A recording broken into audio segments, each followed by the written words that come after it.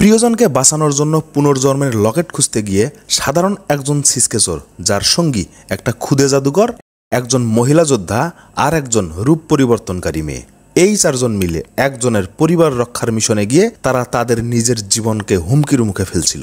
একদিকে পার্টনারের ধোঁকা, অন্যদিকে নিজ সন্তান যখন ভুল বুঝে শত্রুপক্ষের কাছে আশ্রয় নেয়, তখন একজন পিতা তার জীবনের সর্বোচ্চ ঝুঁকি নিয়ে এক শয়তান পূজারী ডাইনির মুখোমুখি হয়।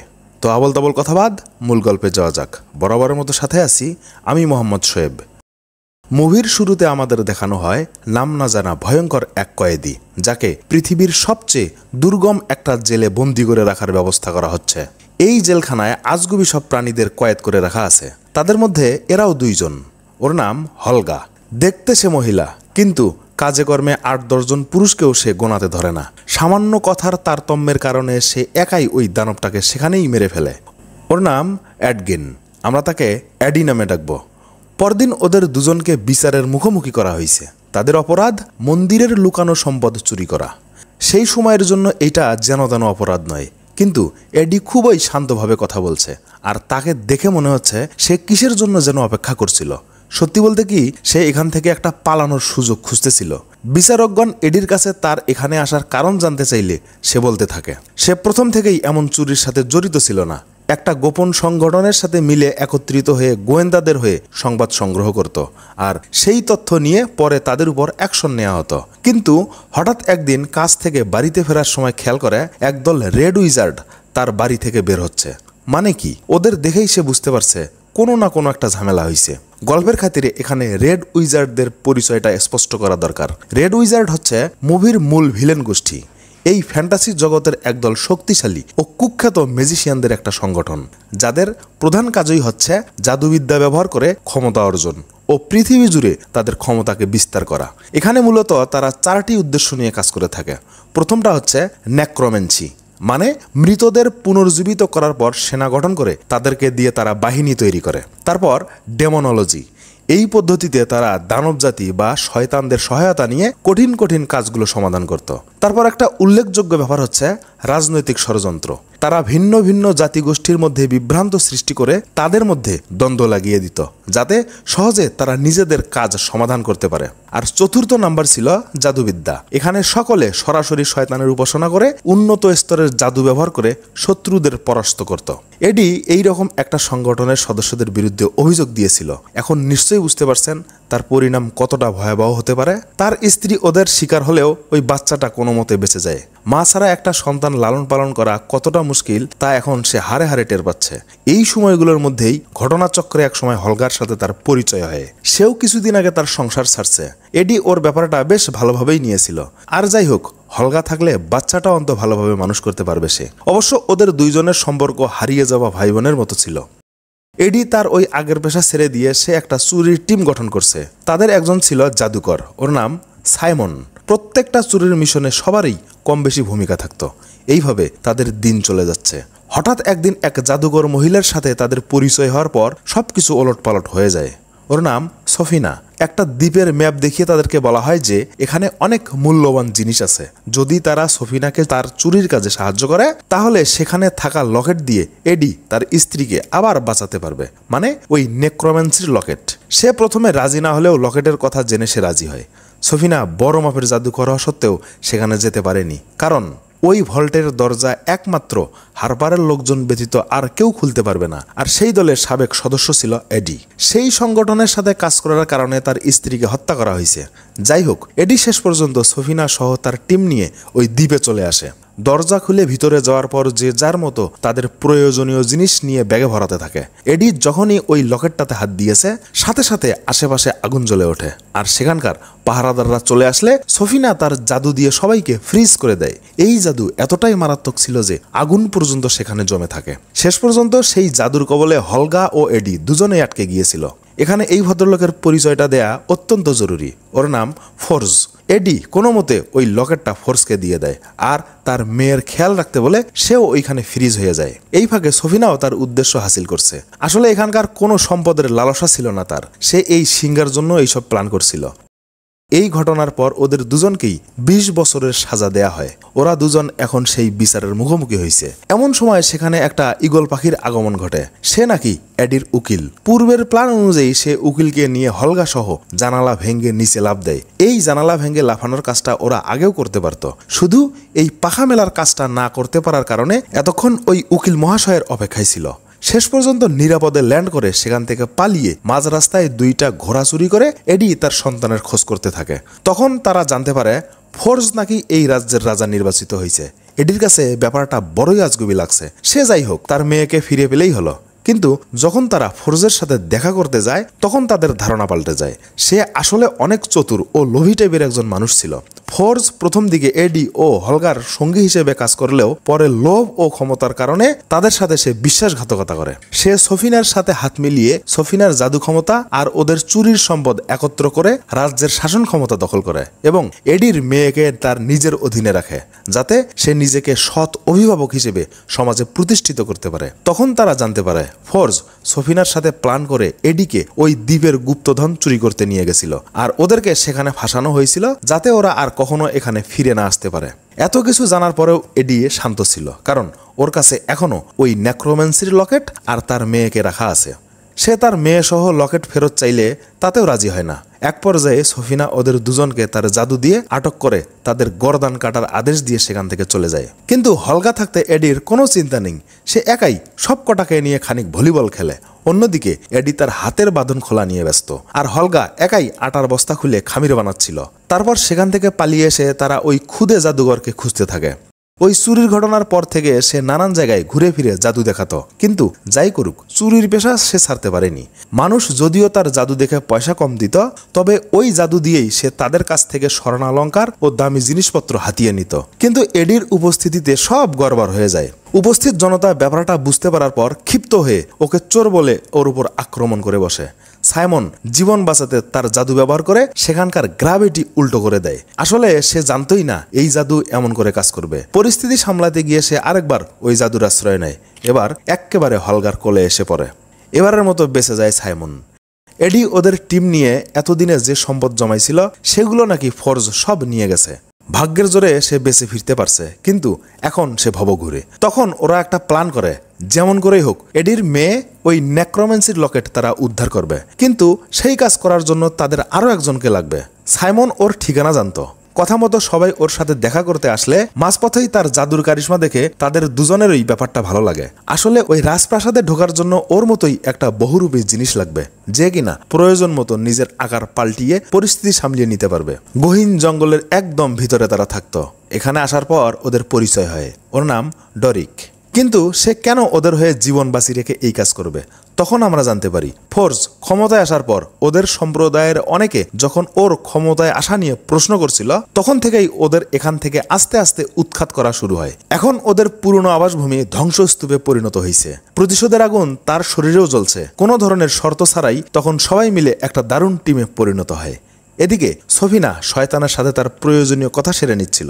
তাদের সময় এখন ঘনিয়ে আসছে, কিন্তু ফর্জ সফিনার এইসব ব্যাপারে কখনো নাক গলাতো না। সফিনার কথা মতো ফর্জ রাজ্যের প্রভাবশালী ব্যক্তিদের নিয়ে আলোচনা করবে। তখন আমরা দেখতে পাই রাজ্যের সবচেয়ে গোপন সিন্ধুকের সামনে তারা কথা বলছে।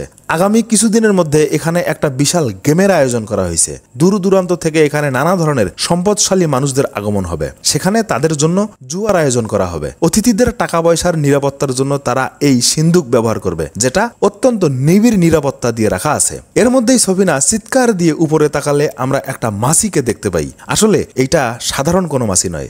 ডরিক রূপ পাল্টিয়ে এখানে ওই সিন্ধুর সন্ধান করতে আসছিল। ওই সিন্ধুর ভিতরেই নেক্রোম্যান্সির লকেট রাখা আছে। সে ইঁদুর থেকে বাজপাখি হয়ে উড়তে থাকে, কিন্তু এখনো ওরা পিছু ছাড়েনি। উড়তে উড়তে একটা ফ্লাগে ধাক্কা লেগে চুল্লির ভিতর দিয়ে একটা ঘরে এসে রূপ পাল্টিয়ে নেয়। কাপড় দিয়ে ওর মাথার শিং দুইটা ঢাকার ব্যবস্থা করছিল, কিন্তু সে এবার সফিনার সামনে এসে পড়ে যায়। অবশ্য সেও এতক্ষণে হরিণ হয়ে দৌড়াতে শুরু করছে। বেশ খানিক পেরেশানি পার করার পর কোনো মতে দরজার বাইরে চলে আসে ডরিক। সফিনা এতটাই হিংসুটে ছিল যে সে নিজে ওকে ধরতে পারল না, অথচ সাধারণ সেনাদের উপরে সেই দোষ চাপিয়ে একজন থেওনকে দিয়ে ওদের শেষ করে ফেলে। এদিকে ডরিক ওই সিন্ধুকের খবর নিয়ে আসার পর সেখানকার জাদুর কথা শুনে সাইমন ঘাবড়ে যায়। ওই জাদুর কাছে সে একদম শিশু বাচ্চা, কোনোভাবেই সে ওই জাদুকে বশ করতে পারবে না। উপায় একটা আছে। আজ থেকে প্রায় 100 বছর আগে একটা জাদুর হেলমেট ছিল, যেটা কিনা সাইমনের বংশধরদের কেউ একজন ব্যবহার করছিল। একমাত্র ওই হেলমেট পরলেই যে কোনো ধরনের শক্তিশালী জাদু তার কাছে সহজ হয়ে যাবে। কিন্তু ওই হেলমেট এখন আর নেই, কোথায় আছে কেউ জানে না। ওই সেই সময়ের যুদ্ধের পর থেকে ওটা হারিয়ে যায়। যারা ওটার খবর জানতো তারা এখন কবরে কঙ্কাল হয়ে শুয়ে আছে। একমাত্র ওই কঙ্কালগুলো ছাড়া হেলমেটের খবর কেউ দিতে পারবে না। এখন তাদের মিশন ওই কবরস্থানে গিয়ে কঙ্কালদের প্রশ্ন করে হেলমেটের সঠিক অবস্থান নির্ণয় করা। মাঝপথে হলকা তার পুরনো প্রেমিকের সাথে দেখা করে একটা লাঠি সেখান থেকে নিয়ে আসে। ওইটা একটা ছোটখাটো জাদুর লাঠি ছিল। এমন একটা মিশনে যাচ্ছে, সেটা হয়তো ওদের কাজেও লাগতে পারে। তবে এই ভদ্রলোকের ব্যাপারটা আমার কাছে দারুণ লাগছে। সে কিভাবে এই হলগার মতো একজন প্রেমিকাকে সামলিয়ে রাখছিল তাই আমার প্রশ্ন। মজার কথা হলো এখন তার ঘরে যে স্ত্রী আছে সেও হলগার চাইতে কোনো অংশে কম নয়। যাই হোক, আবারও লম্বা সফর পেরিয়ে রাতের বেলা তারা একটা কবরস্থানে চলে আসে। সবার আগে এডি কাজে লেগে পড়ে। সাইমন এক এক করে সেখানকার অনেকগুলো কঙ্কালকে তার জাদু দিয়ে ক্ষণিকের জন্য জাগাতে পারছিল, কিন্তু ওই হেলমেটের বিষয়ে কেউ কোনো সঠিক জবাব দিতে পারছিল না। শেষ পর্যন্ত একজনের খোঁজ পাওয়া যায়, যে কিনা তার মৃত্যুর শেষ সময় পর্যন্ত ওই হেলমেটটা আগলে রাখছিল। সে মারা যাবার আগে একজন লোক এসে তার কাছে নিজের পরিচয় দেয় আর ওকে সান্ত্বনা দিয়ে হেলমেটটা সেখান থেকে নিয়ে যায়। ওর নাম জ্যাঙ্ক। সে নাকি থেওন সদস্যদের একজন, রেড উইজার্ডদের অনুসারী।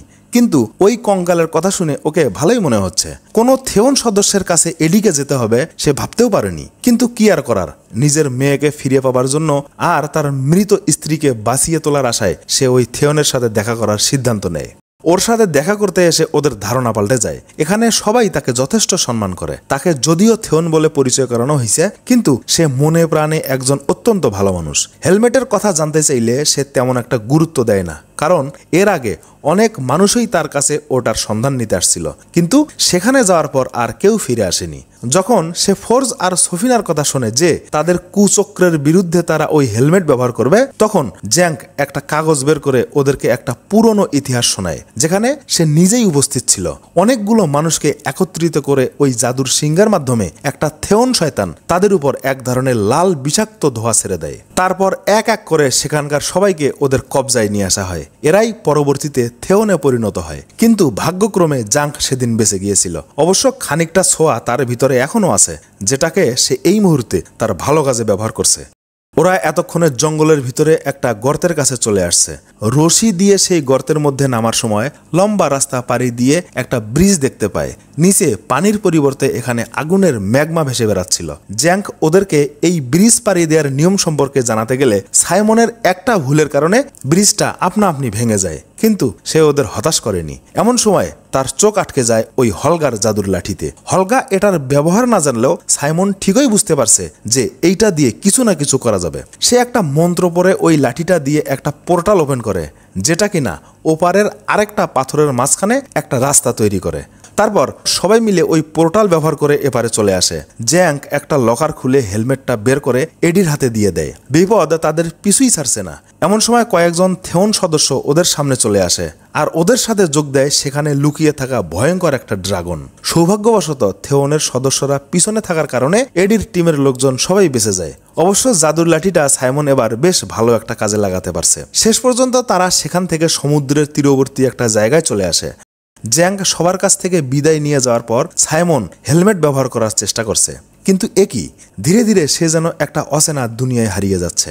এক ভদ্রলোক তার সামনে এসে নানান ধরনের কথা জিজ্ঞাসা করছিল। আসলে সে সাইমনকে উল্টোপাল্টা কথা বলে দুর্বল করতে চাইছে। এই হেলমেটের এই একটা সমস্যা, যে কেউ সহজে এটাকে মাথায় দিয়ে ব্যবহারই করতে পারবে না। সামান্য তারতম্য হলেই ওই হেলমেট আর তার মাথায় থাকবে না। অত্যন্ত শক্ত মানসিকতার ব্যক্তিত্ব ছাড়া এই হেলমেট কেউ ব্যবহার করতে পারে না। যাই হোক, এতদিনের কষ্টের ফসল, শেষ পর্যন্ত এটাকে দেখতেই হবে। প্ল্যান অনুযায়ী ফোর্জের রাজপ্রাসাদের ঢোকার জন্য তারা একটা উপায় খুঁজে বের করে। সেই সময়ে বিভিন্ন রাজ্য থেকে মূল্যবান জিনিসপত্র নিয়ে একটা কাফেলা রাজপ্রাসাদের দিকে যাচ্ছিল। ওরা সবাই ওইটাকে টার্গেট করে সেখানে একটা স্থায়ী পোর্টাল খোলার ব্যবস্থা করে, যাতে করে ওই পোর্টালের ছবিটা যেখানেই থাকুক না কেন এখান থেকে যেন ওই জাদুর লাঠি ব্যবহার করে তারা পোর্টালের রাস্তার মাধ্যমে সিন্ধুকের কাছে আসতে পারে। তারা জানতো কাফেলার এই মালামালগুলো সবই সিন্ধুকে রাখা হবে। এখানে আজকে ভয়ঙ্কর একটা খেলার আয়োজন করা হয়েছে। যদিও তার পুরস্কার অনেক বেশি, কিন্তু পরাজয়ের পরিণতি মারাত্মক মৃত্যু। এডি এতক্ষণে তার টিম নিয়ে রাজপ্রাসাদের কাছে চলে আসছে। কপাল খারাপ, ওই পোর্টালের ছবিটা উপর হয়ে পড়ে থাকার কারণে তারা সেখান দিয়ে ঢুকতে পারছিল না। কি আর করার, এডির কাছে সবসময় প্ল্যান বি থাকতো। কিন্তু এখন বি, সি, ডি সব প্ল্যান শেষ। এবার প্ল্যান এফ এর পালা। গান গাইতে গাইতে এডি পাহারাদারদের দৃষ্টি আকর্ষণ করছিল, আর অন্যদিকে ওরা সবাই মিলে ভিতরে ঢুকছে। কিন্তু অল্প সময়ের মধ্যেই ওরা বুঝতে পারে যে ওদেরকে বোকা বানানো হয়েছে। আর শুরু হয় দৌড়াদৌড়ি। বিপদ যখন পিছু ছাড়বেই না, তখন আর কি করার। সাইমনকে সিন্ধুকের কাছে পাঠিয়ে দিয়ে হলগা একাই সবার মুখোমুখি হয়। অস্ত্র তৈরির কারখানা। খুব মজা করে হলগা ওদের সাথে ফাইট করে। অ্যাকশনের এই দৃশ্যটা আমার কাছে দারুণ লাগছে। অন্যদিকে সাইমন সিন্ধুকের কাছে আসার সাথেই পাহারাদাররা ওকে ধরতে গেলে সে তাড়াহুড়ো করে হেলমেটটা মাথায় পরে নেয়। আবারও সেই সময়ের মতো ওই ভদ্রলোক তার সামনে চলে আসে। কিন্তু সাইমন এবার উত্তেজিত একটা পরিস্থিতির মধ্যে থাকার কারণে সে ওই ভদ্রলোকের সাথে তেমন ভালো ব্যবহার করতে পারছিল না। এক পর্যায়ে সে ওই লোকটাকে একটা কষে ঘুষি মেরে বসে। তখন আমরা দেখতে পাই আসলে ওই লোকটা সে নিজেই। মানে এই হেলমেট যেই মাথায় দিবে, প্রথমে তার সামনে তার নিজের দুর্বল চিত্তের রেপ্লিকা ভেসে উঠবে। যে তাকে ডিঙিয়ে যেতে পারবে, এই হেলমেট সেই ব্যক্তি ব্যবহার করার সক্ষমতা অর্জন করতে পারবে। এতক্ষণে হলগাও ওর কাছে চলে আসছে। দুজনে নেক্রোম্যান্সির লকেট উদ্ধার করে পালানোর সময় সফিনা জাদু দিয়ে ওদেরকে বন্দি করে ফেলে। একে একে সবাইকে আটক করে তাদের ওই খেলার মধ্যে পাঠানো হয়। কিন্তু প্রথমে তারা বুঝতেই পারেনি তাদেরকে গেমের মধ্যে ঢুকিয়ে দেওয়া হয়েছে। এখানে এসে ডরিক খেয়াল করে তার জাদু কাজ করছে না। হাতে একটা ব্রেসলেট পরিয়ে দেওয়া হয়েছে, যার কারণে ওদের জাদু শক্তি এখন আর কাজ করবে না। এমন সময় ওদেরকে উপরে নিয়ে আসা হয়। এখানে দেখা যায় ওদের মতো আরো কয়েকটা কম্পিটিটর টিম। কিছু বুঝতে না বুঝতেই ঘন্টা বাজিয়ে দিলে ধুমধাম শব্দে সেখানে একটা বিশাল দেয়ালের জিগজ্যাগ মেইজ ভেসে ওঠে। মুহূর্তের মধ্যেই গর্ত থেকে একটা কালো বাঘ বেরিয়ে এসে সবাইকে ধাওয়া করছিল।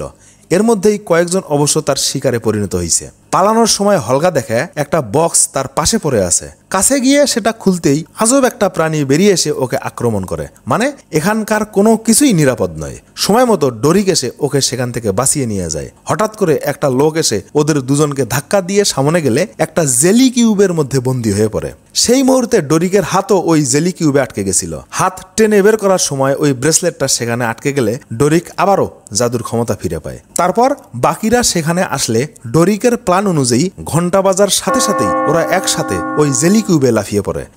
ডরিক ভিতরে ঢুকেই সাপের আকার ধারণ করে বাইরে বেরিয়ে এসে প্রথমে হলগাকে বের করে। ওদের সবাইকে মুক্ত করেই দেখে তারা গেমের চক্র থেকে বেরিয়ে আসতে পারছে। এদিকে ফোর্জ এতক্ষণে রাজ্যের সমস্ত দায়িত্ব সফিনাকে দিয়ে সে জাহাজে চলে আসে। আসলে সফিনা এতদিন ফোর্জকে তার স্বার্থ হাসিলের জন্য ব্যবহার করছিল। ফোর্জ তার প্রয়োজন মতো স্বর্ণ ও সম্পদ নিয়ে একটা জাহাজে করে এডির মেয়েকে নিয়ে সেখান থেকে পালাতে চাচ্ছে, কিন্তু এত সহজে হয়তো তা হচ্ছে না। ফোর্জের জমানো সম্পদের জাহাজ এখন ওরা চারজন দখল করে নিয়েছে। ফোর্জ অবশ্য একটু চেষ্টা করছিল যে ওর মেয়েকে ব্যবহার করে যদি এবারের মতো বেঁচে যাওয়া যায়, কিন্তু হলগা থাকতে তা আর সম্ভব না। এডি মেয়েকে সাথে নিয়ে জাহাজে তুলতেই সাইমন জাদু দিয়ে একটা ঢেউয়ের সৃষ্টি করে নৌকাটা সেখান থেকে ভাসিয়ে নিয়ে যায়, আর ফোর্জ ঘাটের মধ্যে পড়ে থাকে। বেশ খানিক দূরে আসার পর ওরা খেয়াল করে শয়তানের বিগিনিং ডেথ এখন পুরো মাঠ জুড়ে আক্রমণ করতে যাচ্ছে, যার সাহায্যে সফিনা এখানকার সমস্ত মানুষকে তার অনুসারী করতে পারবে। কিন্তু এডি একটা বুদ্ধি খাটিয়ে জাহাজের সমস্ত স্বর্ণালঙ্কার জাদুর লাঠির পোর্টালের একটা মাথায় ঢুকিয়ে দিয়ে উপরের ওই বেলুনে আরেকটা পোর্টাল খুলে দেয়, আর সব স্বর্ণালঙ্কার বেলুন থেকে বাইরে পড়তে থাকে। এর মধ্যেই সফিনা তার কাজ শুরু করে দিয়েছে। তার প্রথম টার্গেটই হচ্ছে এখানকার এলিট শ্রেণীর ব্যক্তিরা। আকাশ থেকে স্বর্ণালঙ্কার পড়তে দেখে মাঠ এতক্ষণে ফাঁকা হয়েছে। সাধারণ মানুষজন স্বর্ণালঙ্কারের পিছনে ছুটতে দেখে রাগে দুঃখে সফিনার মাথায় আগুন ধরে যায়। সবাই যখন বাইরে চলে আসছিল তখন নিজের জীবন বাজি রেখে এরা এখানে ঢুকছে কেন? উপর থেকে সফিনা ওদের আক্রমণ করলে সাইমন জাদুর বলয় বানিয়ে নিজেদেরকে প্রোটেক্ট করার চেষ্টা করে, আর এই সুযোগে ডরিক পাখি হয়ে বাইরে এসে রূপ পাল্টিয়ে ওই পেঁচামুখী ভাল্লুকের আকার ধারণ করে সফিনাকে হামলা করে। কিন্তু সফিনা নিজে না লড়াই করে একটা পাথরের ড্রাগন মূর্তিকে অস্ত্র হিসেবে ব্যবহার করে। এরা সবাই মিলেও ওই ড্রাগনটার সাথে লড়াই করতে পারছিল না। এবার সাইমন নিজে সফিনার সাথে লড়াই করার সিদ্ধান্ত নেয়। সফিনার শয়তানের হাত আর সাইমনের পাথরের হাত এই অল্প জাদুবিদ্যা দিয়ে সে সফিনার সাথে বেশ শক্তভাবেই লড়ে যাচ্ছিল। সাইমন এবার কোনোভাবেই হাল ছাড়ার পাত্র নয়, যে যার ক্ষমতা দিয়ে সফিনার সাথে লড়াই করা শুরু করে দেয়। এক পর্যায়ে ওদের সবাইকে জাদুর বলয়ে বন্দি করে দিয়ে সফিনা তার আসল রূপে ফিরে আসে। কিন্তু সে জানতই না ওরা চারজন এতক্ষণ কি রকম অভিনয় করছে। আসলে সে ওই জাদু করতেই পারেনি। তার আগেই এডির মেয়ে ওর হাতে ওই জাদুবন্দি ব্রেসলেটটা পরিয়ে দিয়েছিল। ওই পেঁচামুখী ভাল্লুকের আক্রমণের ভঙ্গিটা দেখার মতো ছিল। এদিকে সর্বনাশ হয়েছে তা ওরা জানতই না।